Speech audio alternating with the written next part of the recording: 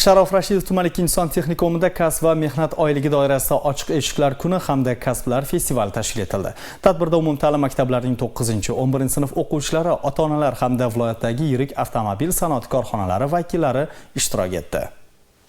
Tadbir doirasida viloyatdagi yirik avtomobil zavodlari hamda korxona vakillari, texnikum jamoasi ishtirok etib, bugungi kunda mehnat bozorida talab yuqori bo'lgan kasblar, ishlab chiqarishdagi zamonaviy texnologiyalar hamda yosh mutaxassislar uchun yaratilayotgan imkoniyatlar haqida so'z yuritdi.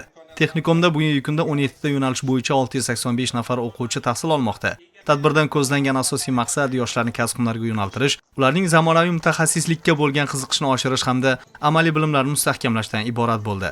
Tadbir davomida ishtirokchilarga texnikum faoliyati, mavjud yo'nalishlar hamda yaratilgan zamonaviy shart-sharoitlar haqida batafsil ma'lumot berildi.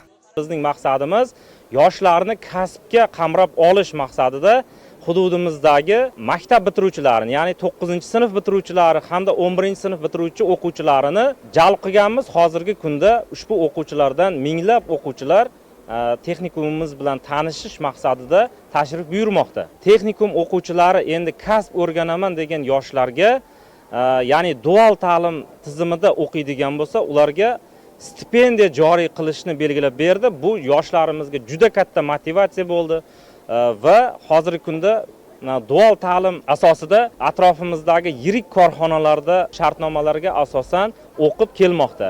Endi ularga ham stipendiya joriy qilinishi o'quvchilarimiz uchun katta imkoniyat bo'lib xizmat qiladi deb o'ylayman. Ishtirokchilar o'quv ustaxonalari, amaliyot xonalari va laboratoriyalar bilan yaqindan tanishdi. Shuningdek, o'quvchilar tomonidan tayyorlangan amaliy ishlanmalar, texnik loyihalar va kasbiy mahorat namunalari namoyish etildi. Ochiq muloqotlar davomida yoshlar o'zlarini qiziqtirgan savollarga mutaxassislar va pedagoglardan javob oldi.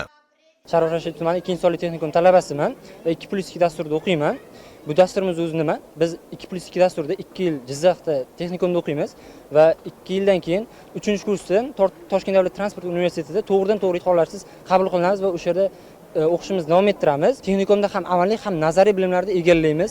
Bu bizga Toshkentda o'qiyotganimizda ancha qo'l keladi. Haydovchilik guvohnomasiga yo'llanma beriladi. Yengil avtomobil ham, yuk avtomobili ham mavjud foydalanishimiz uchun. Texnikumimizga bitiruvchi sinflarni, maktab o'quvchilarini taklif qilib qolaman. Ularga juda ham ko'p imkoniyatlar yaratilgan texnikumimizda. Tezroq amaliy narsani ko'proq o'rganishadi.